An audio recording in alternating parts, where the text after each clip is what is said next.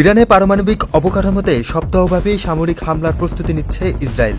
এমনটাই জানিয়েছে মার্কিন ও ইসরায়েলি গোয়েন্দা সূত্র। যুক্তরাষ্ট্র ও ইরানের মধ্যে চলমান পারমাণবিক আলোচনার ভেস্তে যাওয়ার সম্ভাবনার প্রেক্ষিতে এ প্রস্তুতি নেওয়া হচ্ছে বলে ধারণা করা হচ্ছে।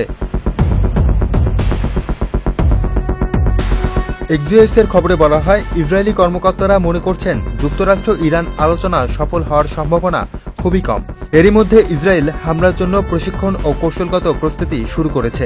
ওয়ালটন আবারও মিলিয়নিয়ার অফারে ওয়ালটন ফ্রিজ কিনে আপনিও হয়ে যেতে পারেন মিলিয়নিয়ার। সিএনএনের বরাতে জানা গেছে, যুক্তরাষ্ট্রের গোয়েন্দা সংস্থা ইসরায়েলের এসব তৎপরতার নজরদারিতে রেখেছে এবং ধারণা করছে আলোচনা ব্যর্থ হলে দ্রুত সামরিক অভিযান শুরু করবে। ইসরায়েলের একটি সূত্র জানিয়েছে, প্রধানমন্ত্রী বেনিয়ামিন নেতানিয়াহু আলোচনা ভেস্তে যাওয়ার জন্য অপেক্ষা করছেন এবং সেই মুহূর্তেই মার্কিন প্রেসিডেন্ট ডোনাল্ড ট্রাম্পের দিকেও তাকিয়ে আছেন।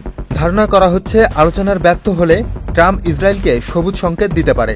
তবে আন্তর্জাতিক মহল মনে করছে, ইরানে হামলা হলে তা গোটা অঞ্চলে বড় ধরনের অস্থিরতা ডেকে আনতে পারে। Muin Chowdhury, channel I.